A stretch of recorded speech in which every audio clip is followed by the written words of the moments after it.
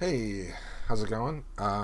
This is the 12th video in the nonfiction deep dive White Fragility by Robin DiAngelo series, and this is the start of my reread.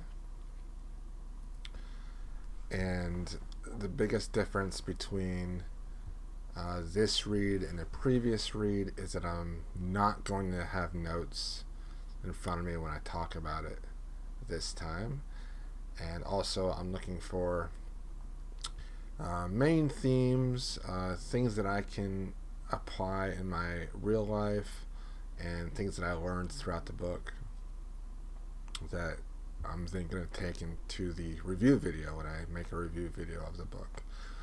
But with this, I am going to try to push myself to talk about the book without any notes. So I read the first 25 pages, so it's going to be 25 pages each time. The first 25 pages, the beginning, talks about identity politics and how identity politics is very important, and how every actual goal or advancement in social policy has come about from identity politics. Anything to do with racism, equal rights for women, anything like that, it all has come from identity politics. So to think about identity politics in a way that's negative, you're doing a big disservice for yourself, because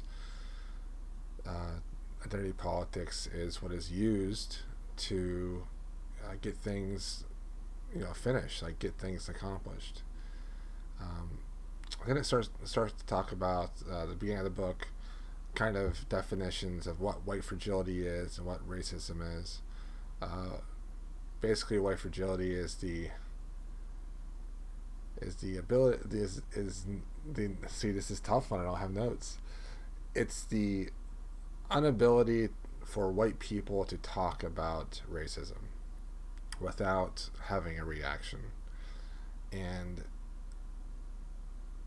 more importantly, it's white people's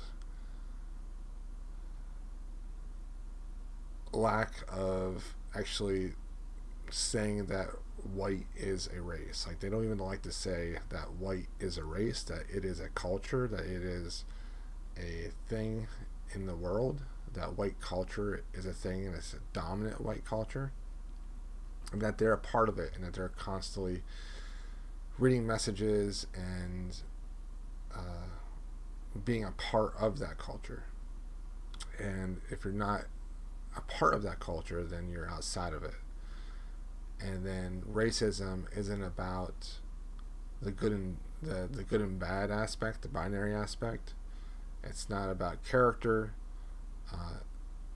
It's about a system, an institutionalized system that keeps white people in power, reinforces that culture of whiteness, basically, and the inability of people that aren't white to progress in a way that would be the same for white people. And then she talks about, well, this is a lot harder without notes. She talks about I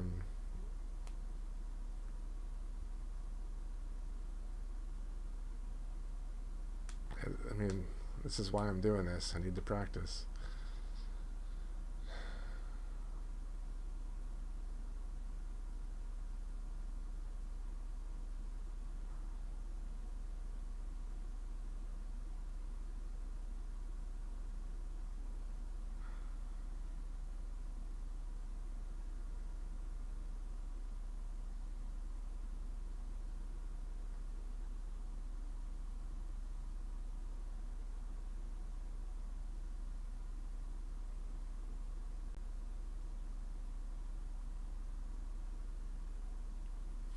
Oh, talks about how reverse racism isn't a thing, because to have reverse racism, we would have to have people of color in positions of power that could systematically impact all of white people. And the only group that can do that now are white men, because they hold so many positions of power at the moment. So for a white person to say that they were discriminated against, or that they were being, or someone was being racist towards them, on a individual level there's a possibility, but on a larger level, systematically, it's not possible. And we have to ask the question of,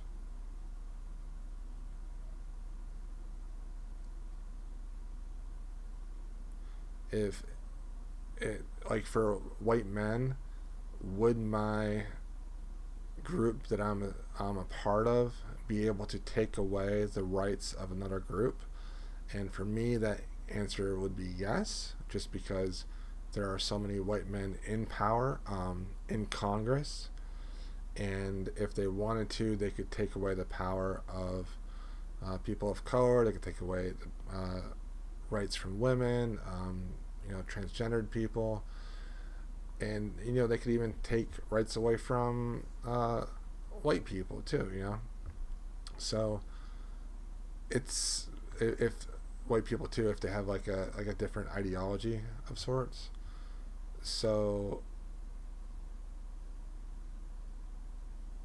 and that would definitely be a form of discrimination. Also, that everyone has prejudice, and everyone does discriminate to a degree.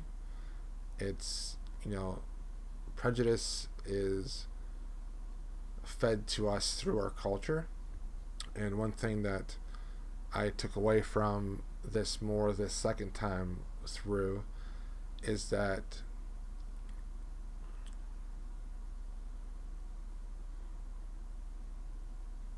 I had it for a second while I was talking, but then I lost it. This is why I'm doing this. This is so difficult for me.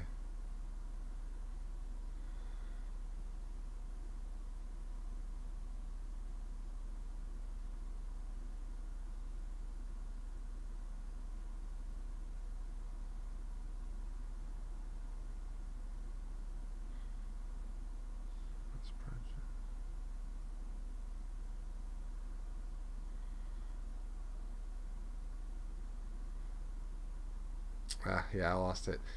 But yeah, everyone has some kind of prejudice that they have.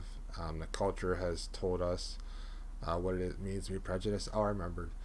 So it's really easy to prove this to people, that everyone is prejudiced. You just ask them, if you were going to apply for a job. This is something I thought of. This isn't something that's in the book.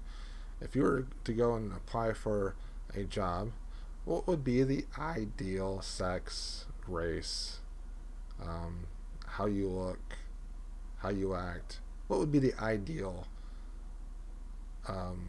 thing to get that job, especially if it is a white-run company, which most companies are?